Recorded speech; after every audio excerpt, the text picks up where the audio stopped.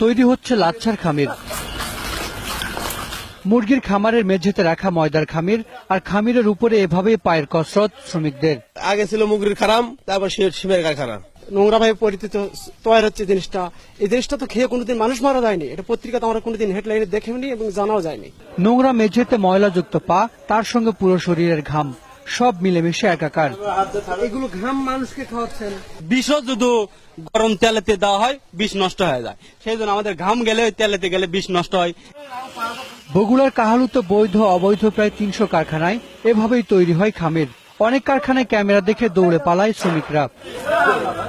পরে ময়দামাখা পা নিয়ে পুরো কারখানা ঘোরাফেরা করে আবার এসে খামিরের উপর শুরু হয় পায়ের কসরত।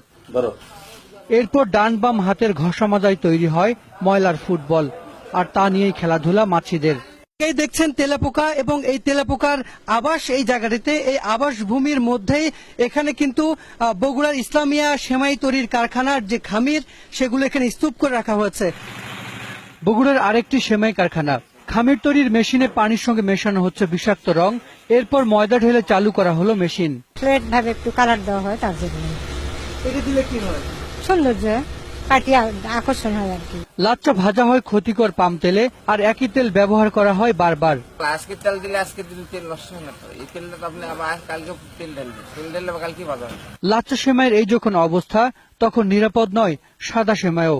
কোম্পানির নাম কি? কোম্পানি রাখলে নাম নাই তো। রাজধানীর কামরাঙ্গীরচরের এই সেমাই কারখানায় নাম ফলক না থাকলেও লেখা আছে প্রবেশ নিষেধ। ভেতরে গিয়ে দেখা যায় অস্বাস্থ্যকর পরিবেশে শুকানো হচ্ছে সেমাই, আর তাতে মালার দানার মতো ঝুলে আছে অসংখ্য মাছি। আরেকটি কারখানায় গেলে ছবি তুলতে দেয়া হয় বাধা। এসব লাচ্চা সেমাই সারা দেশে বিক্রি হলেও এগুলো খান না স্থানীয়রা। কেন খান না? মানে বাস্তবে দেখে আর কি রুচি হয় না আর কি। এগুলো আপনারা খান? খাই নাই তো, দেখে খাওয়া যায়। চিকিৎসকের দাবি, এসব খাবার স্বাস্থ্যের জন্য মারাত্মক হুমকি।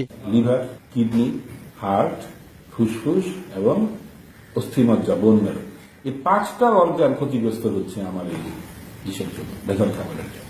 তা আমরা তো একটা গণ বিপর্যয়ের দিকে যাচ্ছি। হাসান মিসবাহ, 21 টেলিভিশন।